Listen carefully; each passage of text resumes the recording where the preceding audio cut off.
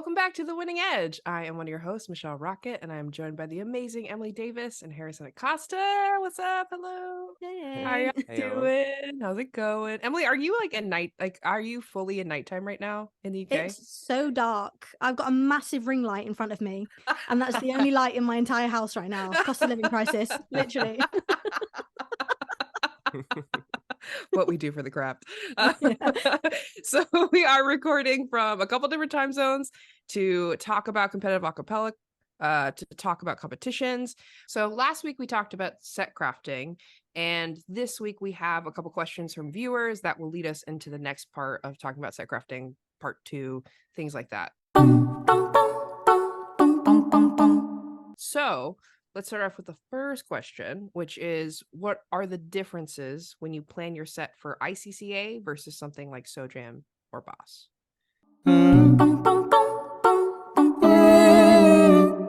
Good question. So, yeah. So I think the first thing that would be helpful is for us to kind of just make a little bit of a mental map of all the different competitions, right? So there is the ICCA and ICHSA, which is for collegiate and high school groups. That is put on by Varsity Vocals, right? That organization. There's another organization called CASA, which will put on different competitions like Boss in Boston, SoJam, which is in the southern region, and Laugh, which is in LA. There are also a ton of other organizations. What else am I missing? There's like Harmony Sweepstakes. There's the Sing series. I think they call them Sing Strong, right? Voice Jam. Did you mention Voice Jam? There's Voice Jam. There's Yeah. the AEA competitions, which are Mm-hmm. mostly high school. That's NAC. That is Kettering. So there's a long list of different Yeah. competitions, but it is worth noting that they are run by different organizations, which I think will help us answer this question. Yeah. I think today we're gonna mostly focus on some of the varsity vocals versus like the festival, AEA and CASA. Like those that kind of what most collegiate groups are kind of facing like today. When it comes to the three shows, the first thing I'm gonna think of is the actual like the competition itself, like the guidelines, the themes, the rules. And then after that, I would probably start looking at the audience because I think some of the major differences between them are going to be what those kind of what the judges are looking for, which is really what that festival represents or what that competition itself represents. Yeah, I mean, ICCA is pretty grueling, right? Like there's a quarterfinal, there's a semifinal, and there's a final. And I think that alone changes the type of competition it is because the CASA competitions and all the other ones are typically they happen in one day, Mm-hmm. right? There aren't multiple rounds. Um, sorry, let me say that again. So they're typically happen in one day, and there's probably around 10 groups, and that's kind of it. So I think that's worth noting just because format will Yeah. affect what the Even competition's like. it reminds me even timeline too, because preparing preparing preparing for Preparing. preparing preparing That's for a nice. show I kind like of like that. preparing for a show like SoJam is I think SoJam gets the short stick because SoJam is in the beginning of fall. So no matter what, collegiate groups are just beginning. They're just beginning the school year. So prepping for a show like SoJam means getting together the music that you have as soon as possible. Like typically Southern groups are preparing in the summer to get their sets put together because they know when the fall semester starts, they have to start rehearsals and prep for SoJam. ICCA happens in the spring. It gives everybody that full semester to practice and prep your music. Whether you use that time to prepare your songs, that's like up to you. But that alone gives you a lot of time to prepare for your show. Where Boss, a lot of groups that are competing at Boss are typically pretty polished, just because Boss happens at the end of April. So you're going against groups who have been practicing their music the entire school year. I was just going to say, would you say that you change your sets depending on the competition? Or do you Yes. just kind of use the ones in full and then practice and practice and practice and then make it perfect? I think it kind of depends. I definitely recommend for the ICCA quarterfinal that you use generally what is best and around you. Because I think, from in my opinion, I'm awarding points usually at the quarterfinal. I know we're going to get to this later, but I'm awarding points to the groups that are the most polished that early on. Because I think the one of the best ways to get all those points is you're not against groups. At the finals, every group is excellent. At quarterfinals, we're still finding our bearings, and it's earlier in the semester. Um, I I would definitely have a different set for every show. Did you find any types of music that Lark performed did or like didn't work? Like, did you find a specific these songs are not working on the varsity stage? Yeah, I would say we took stuff to SoJams that we were like, they're gonna hate this. We're gonna get eaten alive. It's gonna be awful. And we found out like and then we would get the total opposite reaction. So you don't really ever Yeah, know. It you never depends like know. what region you're in. Yeah. Yeah. Yeah, would you like what would you say the differences are between the audiences? Because I have my own opinion about this, but I'd like to hear what y'all think. Emily? No, I don't really have much experience on this one because in the UK there are so few competitions compared to in the US. I'm almost jealous, like hearing you guys talk about all these cool competitions. I'm like, oh damn. But for us, we just have ICCA, and then we have this newish competition. I think there's only been like 3 years of it, called OAC, which is Open Acapella Competition, which is basically ICCA, but you don't have to be a collegiate group to Oh, cool. enter. And I think the score sheet's a bit different. Like they don't use the same rubric. It's a bit more free. You can take more creative risks. But yeah, so I don't really. I'm sad over here. I love the Casa circuit. I really do. In my experience though, I would say something really different, something really big difference to keep in mind would be the audience. Like the varsity vocals audience is not as familiar with acapella as we are. Even the Casa audience may not be, but the Casa audience is going to have a lot of acapella groups that are literally there at the festival with you, rooting you on or competing. You're also going to have like fans and enthusiasts, where at varsity vocals you're going to have locals, you're going to have people who came to see a show, and you're going to have parents. I'd be interested to sit in an ICCA audience now because I went from competing and then I started to judge. And Mhm. so that's also a different that's a Mhm. different animal in itself when you start to judge these competitions because you really start to see how quickly you have to move and how many categories there are. And so maybe we can get a little bit into the judging sheets too, because I Yeah, think yeah. as a judge, when you're watching these really excellent groups, you are still having to write comments and you're still having to circle, and do scores. And it's the first time I judged, I was like, whoa, this is intense. I was like writing comments as the next group was coming on. I was like, oh, okay. And they give you like these Yeah. little book lights and you're just like furiously. So question 2 is, what categories differ the most between judges? And maybe what categories are important to y'all as judges? Creativity. If a group is doing like a really well-known song, but they're doing it in a completely unique way that I've never seen before, that's going to give them like a level up for me, and it's almost going to give them those what's the subjective points, like one of the subjective points at the Oh bottom yeah, of the score subjective sheet. Yeah. ranking. Mm. Real heavy. Real heavy Yeah. at varsity vocals. I would say actually on the point of creativity of movement, the like specific the category on the varsity vocal sheets, that one's probably pretty important to me. I think it keys into the energy points, the stage presence points, the like effectiveness points, and I think creativity and appropriateness of movement. Like, are you aware of what your choreo is doing to your vocals? I will just So write that down. so many Yeah. inappropriate choreo moves over the years that I've seen. I I remember was seeing like, one time, yeah. yeah. Like I've seen a group like singing and they had a head movement that way, but their mics went that way. And so like they weren't even on mic while they were singing. I was like, what are you doing? Like, it could be cool. Like, You're you like, it's could the I've effects. seen Yeah. we saw voices. If you didn't see voices, what are we presenting first, and what and Yeah. is it appropriate for the set, or is it is it benefiting the set, or is it distracting? Which a lot of times, a lot of the things I'm usually, my biggest complaint is that I'm distracted, honestly. But Mm, I'm like, well, whether it's your intonation or your choices, yeah. something's distracting. I can think of one example of kind of sexy-ish done well. Have you guys, well, you probably have heard and seen Karma by the Nor'easters. Yes. I thought I mean, that was Nor'easters is a good definitely a group example. that sells sex often and well. Yeah. I would say Yahtzee is another good example, and Yahtzee is one that I particularly am a fan of, just because I think a lot of they've done it for so long, but it's usually very nuanced with power or with confidence or with something that they're definitely trying to express. But they've just been doing it for so long, and I feel like they have some experience with that emotion. Yeah, not just doing it for the sake of it to try and be Mhm, mainstream. mhm.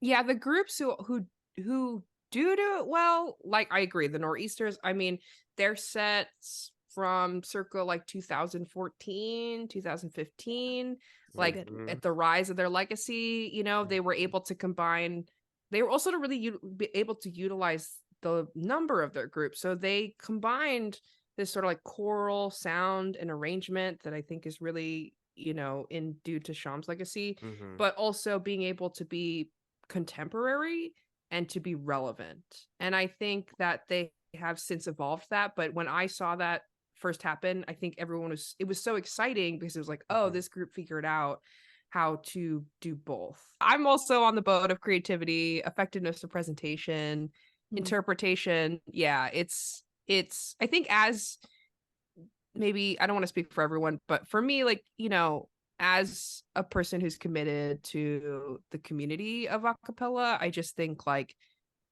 it's so rewarding to see a group do something that I have not seen before. Knowing previous winners also is a really good advice for competitors. Like, look up who won that particular show, and look up why. Try and figure out or ask around why, and you'll figure out what that competition is valuing in its competitors. Let's see. Next, the next community question, audience question, is kind of similar to the last one, but this one's specifically, where do you guys think groups lose the most points in competition? For like an ICCA competition, for me, there'd be two main areas. First one would be like dynamics. They're so important, and sometimes people just don't put them in, and I'm like, oh. And I know it's harder when you're like, for example, on mics for the first time, maybe you haven't used them too much, and it's kind of hard to tell. But yeah, you should just have them. Basically, like there's no excuse. They're not that hard to put in. Truly, But no, there's none. I feel Yeah. for you, Well, but put them yeah, in. and we'll talk about microphones in a future episode, because I think you're Mm. right. Like if you've never heard your group on monitors, then you forget to Mhm. listen for dynamics. So yeah, we should Listen, definitely talk about that. you don't know what you don't know, Mm. you know? Exactly. Yeah. You don't know what you You know don't know what you know. until you don't know it, No. and then you're like, oh, I knew that, but then you're like, but I didn't know that, and now I know it. So Oh my God. You're like, why did I get a 2? Like, Yeah. what? they give you like a 1 on your professionalism, and you're like, Yeah, what you're does like- that even mean? That is the biggest varsity vocal controversy yet. You can tell when a group is under rehearsed. You can tell when a group is like unfortunately severely under rehearsed, and it is rare. I think professionalism is definitely a category that's a little harder for you to lose points in.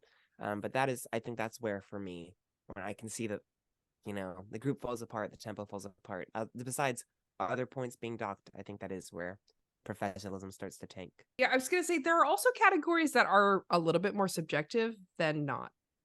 Right? Yeah. Like intonation is not as subjective as interpretation. It's like Yeah. you're in Yeah, tune it's a hard one. most of the time or not. Yeah. so I think because that's more tangible and that's a little bit more black and white than some of the more creative stuff, like that will be where I dock points, because it feels a little clearer to me. Yeah. No, good point. Yeah. Good point. I think it's quite easy to lose points as well in some choreo sections of the score sheet. So, for example, like appropriateness of choreo. Like if you're singing like a really kind of solemn ballad song and you've got someone like doing a backflip like over the front of the stage or something, it's kind of and then everyone does a backflip. Yeah, back roll. cartwheels across the That's- stage. I would be impressed. I mean, it's inappropriate, but I would be like, wow. That'd be like creativity like 5, like appropriateness 1, like They do one big body roll. They're like, I will fix you. And then, I will fix you. just a wave. Done. Oh my Just God. to double back on subjective again, though, I think subjective, just because only 3 of y'all get it, sorry. at a 10-person show, only three people get subjective, at least for varsity vocals. But yeah, talk a And little bit more about subjective ranking, like I think it's really important, at least for the varsity show. I think I've been to a show where a group gets no subjective and wins. It is possible. But I've also been to plenty of show where the main group that is winning, the difference in points is really the subjective. It is the group who got the first places. And where the subjective goes, I feel can change between rounds, but it's ultimately it's literally what those judges personally wanted to win at that show. And that can come down to 9 groups performing really heavy sets and one group performing a nice feel good set. It could come down to 9 groups not being super clean and one group being very clean, or it could be really any number of things. But I think making sure that your set is appealing to the subjective rank, I think is kind of important to keep in mind, especially at a quarterfinal. My 2 cents. What's your opinion on the subjective points themselves? Like, do you think it kind of like enables creativity and stops everyone being so robotic, or do you think it's just kind hard. of unfair? Especially having been a competitor who has lost for any number of reasons, but definitely not receiving the subjective was part of that reason. Having won via receiving like 4 or 5 subjectives, and then also not having the mechanical score but having the subjective ranking and being able to win, or at least being able to move on, like that's still, that moves you on to round 2. That's enough to get to round 2. And the judges, we don't discuss subjective in the varsity. We have to you have to decide before you can discuss. You'll do awards separately, but awards obviously don't affect the rankings. other ways that groups can gain extra points aside from subjective rank for me is always going to be an interpretation and creativity, which I think relate to the subjective points. That's so true. I would say like those high interpretation scores are the groups that I personally really vibe with or really enjoy. And it's a lot of choice. It's a lot of thoughtful choices. So if you're watching this, make choices. Good choices.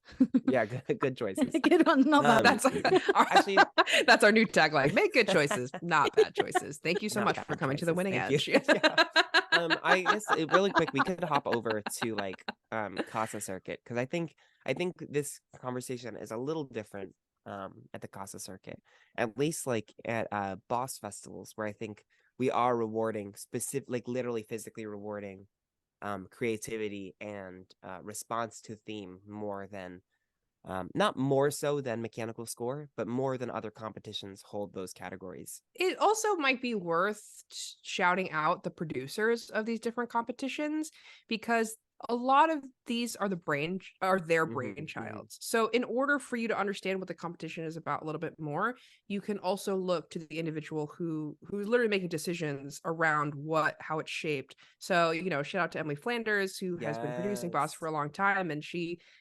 notoriously has stickers in part of the judging room, has and that's what she values, and that's what she has brought, and that is what that team there holds. And so I think it's worth doing your research always.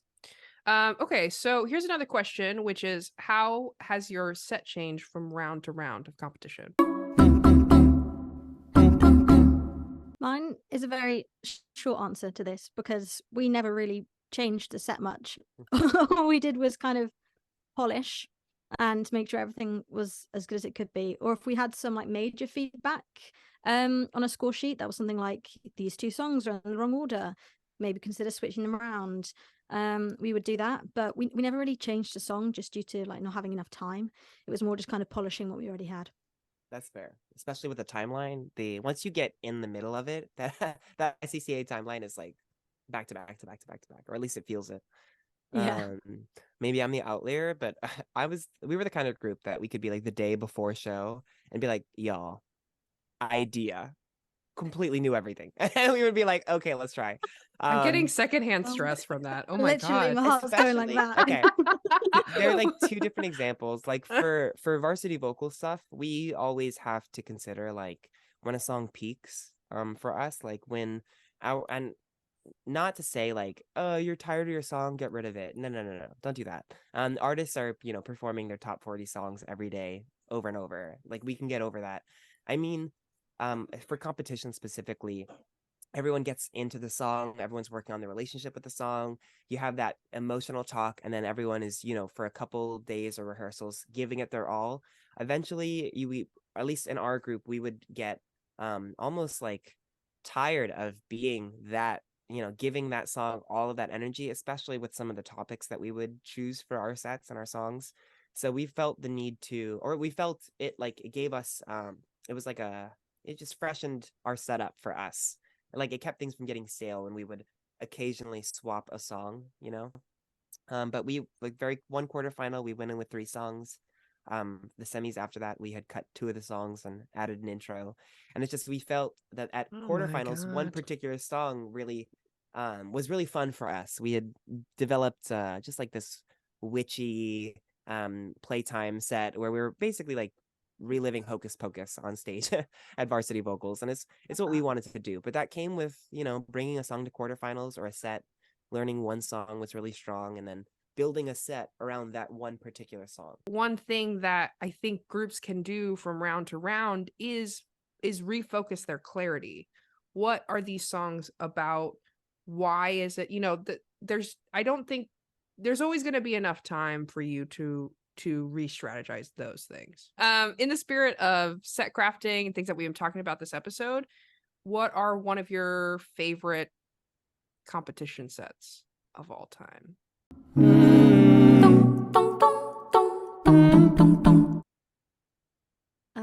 Shall I go first? Yeah. Cool. Okay. So I had to go with a British group because otherwise I thought I'd be betraying. That's treason. I gotta keep my loyalties straight. Okay. So I went for Aquapella. You guys know Aquapella. Their 2019 ICCA set. It's just an amazing set. I love it so much.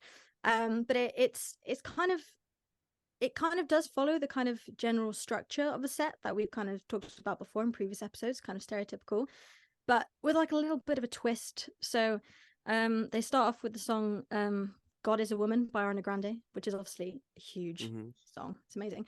But they kind of give it a little twist at the beginning, so you almost don't know that it's going to hit you, the song. So I'd recommend definitely watching the start, because you're like, wow, and that's this song. I did not see that coming. And then you obviously, they have this amazing ballad in the middle, and Michael, the soloist, a beautiful voice, and they do it so well. And then they kind of pivot at the end to a really, really fun song that kind of makes you think, wow, okay, they've established they're amazing in the first 2. They've established what they can do. Now they're having fun, and I'm having fun with them, and they're going to get all my subjective points, basically. So that's why that's my favorite set. So I think if you were to watch the set, you would see how professional they are. Each move is so precise, so polished. And what we talked about as well, the choreo is all so appropriate to the to the words they're singing, to the melodies. It works really, really well. So it's a really good example of appropriate choreo, a polished set. The dynamics are fantastic as well, and we talked about that. Got to do your dynamics. They're really important. So yeah, definitely a set worth watching. One of my favorite sets that I saw in person was the Green Tones competition set circa 2019-ish. And this is the one where they did the big like dress train that turned into like a big circus tent that then turned into a scrim. And I just really fell in love with the group pretty immediately. I love that they have a sense of narrative, but it isn't too bogged down by like characters, but everyone's sort of on the same page emotionally. The songs I also did not really know, so in that case that worked towards their benefit because I got to identify those songs with that group, so that really worked for me. I'm a theater host, so I loved the theatricality of the costumes, and I appreciated their visual too, like their visual presentation was not only within a certain color palette, but also in a certain era. It was kind of this sort of like 70s, kind of leisure suity tweed. Like they really thought about what it was and who they were as a group. And I'm such a sucker for that. And I really appreciate that. I remember seeing that set specifically and just being like, oh, So that was one that sticks out for me. It's so hard. I am like thinking of so many um lark and mix sets that it's kind of embarrassing, honestly. I will shout out literally probably every competitor at The Boss that did the themes. The themes were school subjects, and that whole competition has a really special place in my heart because I think I had really learned from how the groups responded to that set. I remember the originals very fondly. I remember I think the Troublemakers, I think they were there at Are that the show. originals from Carnegie Mellon? Yes, the Yeah, they're Carnegie so Mellon. good. Yeah, They're they're so good. amazing. But they also, it's if I remember correctly, I think the originals did a set about recess. And my first thought is like recess, okay?